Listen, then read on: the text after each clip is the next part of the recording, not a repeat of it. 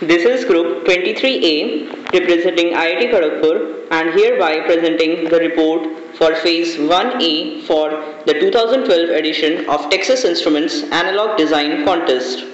We were asked to build a two-stage unity gain amplifier using Texas Instruments Analog Starter Kit.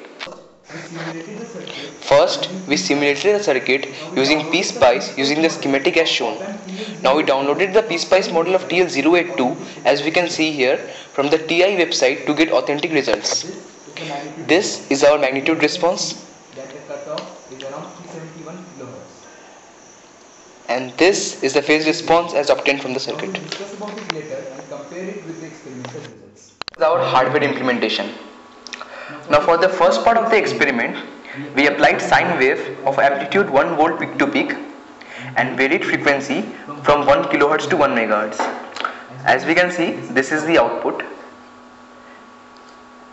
And then after noting down the readings, we plotted the graph. This is the board magnitude plot for the circuit. As you can see, this configuration gave us a constant gain of 0 dB up to a frequency of about 100 kHz and then showed an overshoot before falling off at nearly 40 dB per decade. The overshoot is obtained because of the presence of conjugate complex poles at that frequency. The system has complex poles because it is an underdamped system, as was clear from the step response.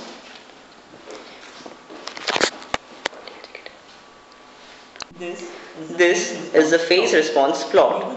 Due to the presence of complex conjugate poles, we obtained a minus 180 degree phase shift at this frequency.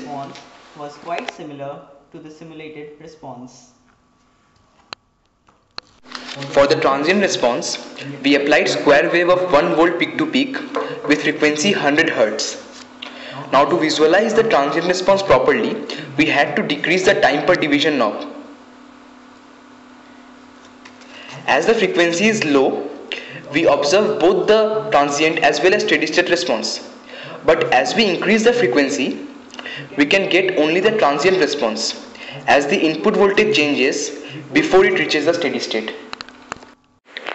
After doing the experiment, we analyzed the circuit and realized that using a two-stage unity gain amplifier is better than a single stage because this circuit has a higher desensitizing factor which results in a higher input impedance and lower output impedance, which is required for a good buffered circuit.